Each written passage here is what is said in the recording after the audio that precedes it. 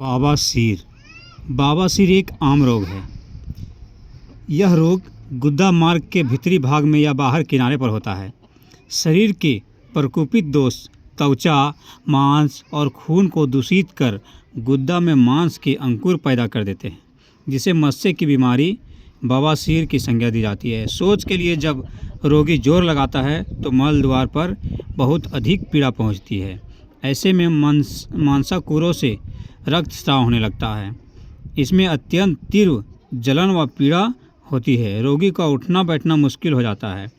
इस रोग में मल द्वार की नसें फूल जाने से वहाँ की त्वचा फूलकर सख्त हो जाती है और अंगूर की भांति एक दूसरे से जुड़े हुए गुच्छे से उभर आते हैं। जिसमें रक्त भी बहता है उसे खूनी बवासीर के नाम से जाना जाता है, और जिसमें रक्त नहीं बहता उसे बादी बवासीर के नाम से जाना जाता है। कारण: अधिक समय तक कब्ज की शिकायत चलते रहने से, अधिक स्त्री प्रसंग करने से, अधारणीय वेगों को रोकने से, अधिक साइकिल चलाने, घोड़े व ऊँट पर अधिक सवारी करने से, अग्निमांद तथा स्त्रियों में गर्भावस्था में पाचन क्रिया विकृत होने पर कब्ज होने से भी बवासीर की उत्पत्ति होती है। गर्भाशय कैंसर से भी अर्श रोग की उत्पत्ति होती है। यह रोग अधिकतर कुर्सी, आसन अथवा गद्दे, तकियों के सहारे ज़्यादा बैठने वालों को होता है। तेज मिर्च मसाले, चटपटा खट्टा वासी खाना खाने वाले लोगों में यह रोग अधिक होता है। अत्यंत व्यसनों में डूबे रहना, रात दिन गंदा साहित्य पढ़ना, आहार विहार की गड़बड़ी, काफ़ी रात गए तक जागना, बीड़ी, सिगरेट तथा तंबाकू का सेवन तथा मद्यपान करने वाले व्यक्तियों को यह रोग विशेषकर होता है। सुखाई हुई सब्जियां, कच्ची मूलियां, सूखा मांस, अतिशय कम आहार लेने आदि से आयुर्वेद में विपरीत आहार का निषेध किया गया है। तदनुसार दूध के साथ प्याज, लहसुन, नमक, मांस, मछली आदि नहीं खानी चाहिए, अन्यथा अर्श हो जाने की पूरी संभावना होती है। कुछ अन्य बवासीर उत्पादक कारण: चूर्णे, सूती कृमि का होना, घाव या नासूर इत्यादि से, आंत के आखिरी हिस्से में खराश का बैठना आदि से भी बवासीर का रोग हो जाता है। यकृत दोष: अर्श एक वंशानुगत बीमारी भी है। जिन लोगों के पूर्वजों को लंबे समय तक बवासीर की बीमारी रही हो, उनके वंशजों में भी यह रोग विरासत के रूप में मिलता है। एक ही स्थान पर निरंतर बैठे रहने से गुदा प्रदेश पर रक्त आदि का दबाव अधिक पड़ता है, जिससे उस स्थान की शिराएं फूल जाती है। पौरुष ग्रंथि की वृद्धि से भी इस रोग की पर्याप्त संभावना रहती है, क्योंकि ग्रंथि का मलाशय पर दबाव पड़ता है। ऐसा वृद्धों में अधिक होता है। यदि किन्हीं कारणों से मूत्र त्याग में प्रवाहरण लगातार करते रहना पड़े तो भी अर्श हो जाता है, जैसे अस्मरी में। अबूर्द घातक रोग आदि जब गुद नलिका या उसके समीपस्थ धातुओं में हो जाते हैं तो भी रक्त भ्रमण में अवरोध होता है।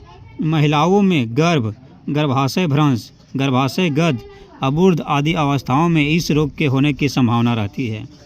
शरीर रचना संबंधी कारण: जिन महिलाओं को अधिक प्रसूतियाँ होती है उन्हें भी अर्श की शिकायत होती है। इसका कारण यह है कि महिलाओं के गर्भाशय एवं मलाशय दोनों ही अंग गुदा के समीप स्थित ही होते हैं। उदर में जैसे जैसे गर्भ विकसित होता जाता है वैसे वैसे मलाशय और गुदा पर उसका दबाव बढ़ता जाता है, जिसके परिणाम स्वरूप अर्श होने की संभावना बढ़ जाती है। याद रहे, प्राकृतिक चिकित्सा विज्ञान की दृढ़ मान्यता है कि इस रोग का मुख्य कारण कब्ज है। कुछ अन्य कारणों में दिन में अधिक सोना, गद्दों पर बैठे रहना, मीठे, कड़वे, चटपटी, चिकने एवं वायुजनक पदार्थों का अति मात्रा में सेवन करना आदि कारण है। हृदय एवं फुफ्फुस रोग भी कभी कभी अर्श के कारण बनते हैं।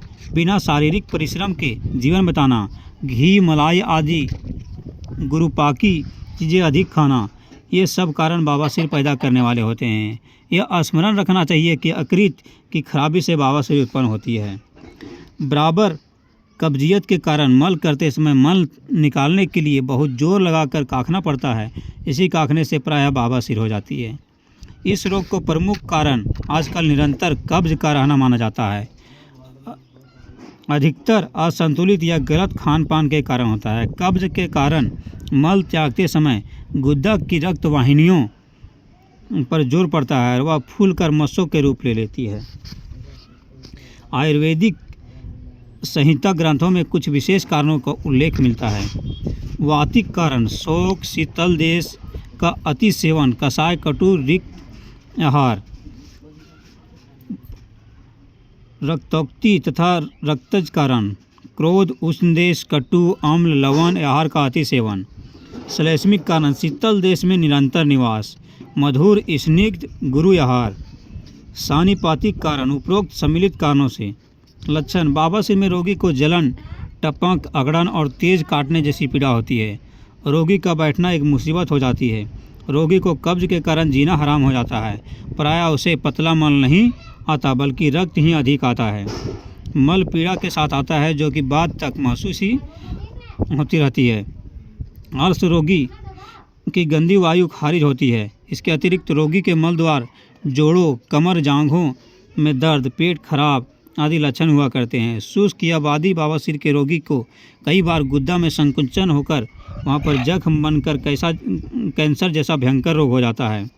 बवासीर के जो मस्से गुद्दा के अंदर होते हैं उनमें दर्द नहीं होता, उनसे रक्त आता है। गुद्दा के बाहर के मस्से फूल जाने पर उनमें अत्यधिक दर्द, खुजली और जलन होती है, उनसे खून नहीं बहता है।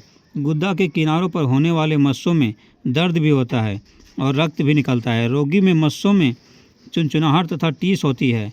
रोगी सिर दर्द से परेशान रहता है। रोगी को अक्सर जांघों, वंछन स्थान में पीड़ा सताती रहती है। गुद्दा की वेदना अंडकोश यहाँ तक कि शिश्न को भी प्रभावित कर देती है। मस्सों की तीव्र पीड़ा से रोगी को व्याकुल तथा बेहाल रहता है। कभी कभी व्याकुलता इतनी बढ़ जाती है कि रोगी चीख उठता है। इस रोग में कभी कभी संधियाँ भी प्रभावित होती देखी जाती है। मस्से मुलायम हो जाने पर दर्द कम हो जाता है अथवा बंद हो जाता है। रोगी को अक्सर कब्ज की शिकायत रहती है। मल कड़ा उतरने पर मस्से छिल जाते हैं, उनमें से रक्त आने लगता है तथा सूजन आकर पीड़ा होने लगती है। बवासीर दो प्रकार की होती है। वादी बवासीर, इसे सुक्त बवासीर भी कहते हैं, जिसमें रक्त नहीं निकलता है, मस्से भी भीतर की ओर होते हैं। इसमें गंदी हवा निकला करती है। रोगी के जोड़ों में टूटने जैसा दर्द होता है। उठते बैठते उसके चोट चटका करते हैं तथा रोगी को भूख कम लगती है। इसके साथ ही उसकी जांघों में भी पीड़ा बनी रहती है।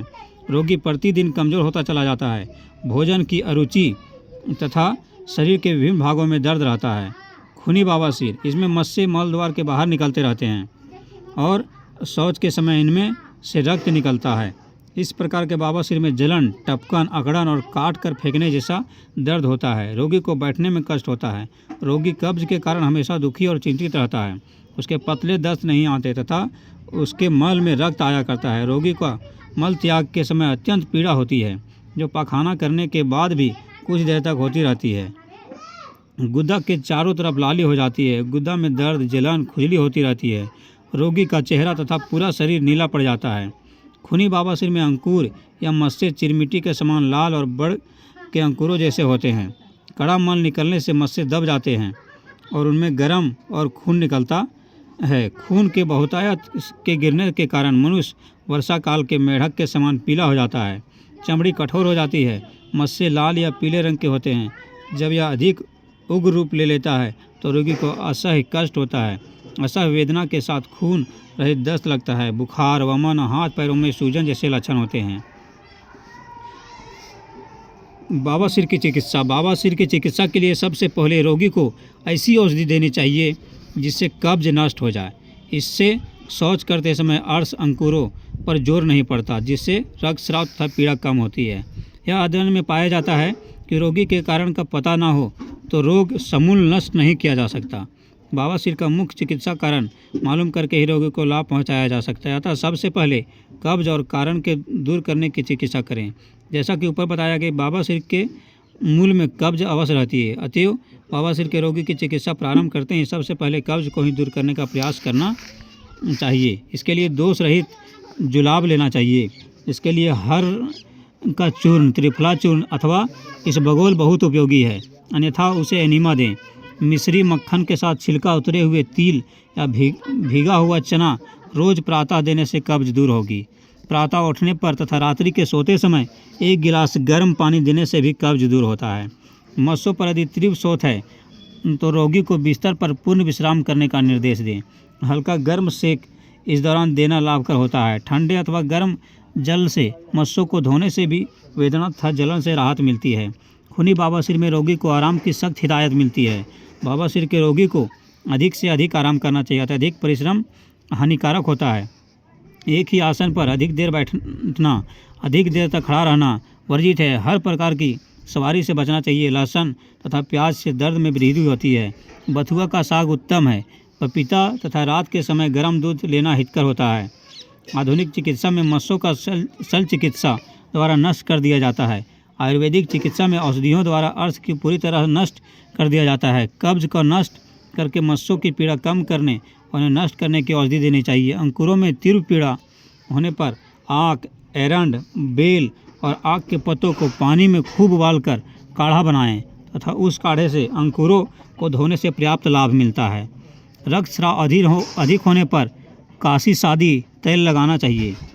खुजली वाले या पीड़ादायक बवासीर के लिए चिकित्सक क्रीम अथवा ग्लिसरीन की बत्ती आदि का सुझाव देते हैं। बवासीर के मस्सों का एक उपचार उन्हें सुखा देना भी है। इसके लिए विशेष प्रकार के इंजेक्शन दिए जाते हैं। अस्थायी रूप से बाहर निकले मस्सों को ऑपरेशन द्वारा भी निकाला जाता है। बवासीर चिकित्सा सारांश। बवासीर की सर्वोत्तम चिकित्सा यही है कि योग चिकित्सक द्वारा शस्त्र या छात्र सुस्त से कटवाकर सब मस्से निकलवा दिए जाए। बवासीर के वायु की गति प्रतिलोम हो जाती है, जिससे वायु की गति अनुलोम हो, वही चिकित्सा विधेय है। बवासीर के रोगी को प्रायः कब्जियत रहती है, मल शुष्क हो जाता है, इसलिए दस्त साफ और नरम होकर आए ऐसी दवा देनी चाहिए। बवासीर की चिकित्सा। एक गिलास मूली के रस में शुद्ध घी की बनी 100 ग्राम जलेबी डालकर 1 घंटे बाद जलेबी खाते हुए रस पीते जाएं।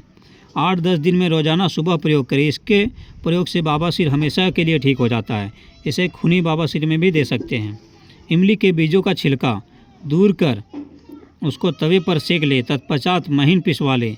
अब 1 चम्मच बीजों का आटा प्लस 1 कप ताज़ा दही मिलाकर सुबह खाली पेट खाएं। 3-4 दिनों में बवासीर ठीक हो जाएगी। नीम के पत्तों का चूर्ण प्लस हड़द का चूर्ण, ये प्रयोग वादी बवासीर के लिए बहुत उपयोगी है। औषधि मात्रा 1 से 2 ग्राम। खूनी बवासीर की चिकित्सा। नीम की निबोली की गिरी, खून खराबा, मुनक्का, केरू और कहरवा, इन 5 दवाओं को बराबर लेकर जल के संयोग से चने के बराबर गोलियां बना लें। 2-2 या 4-4 गोली दोनों समय खाने से खूनी बवासीर में निश्चय ही फायदा होगा। नागकेसर 3 ग्राम, कमल केसर 3 ग्राम, शहद 3 ग्राम, चीनी 3 ग्राम तथा मक्खन 6 ग्राम सबको मिलाकर प्रतिदिन सेवन करने से खूनी बवासीर से मुक्ति मिलती है।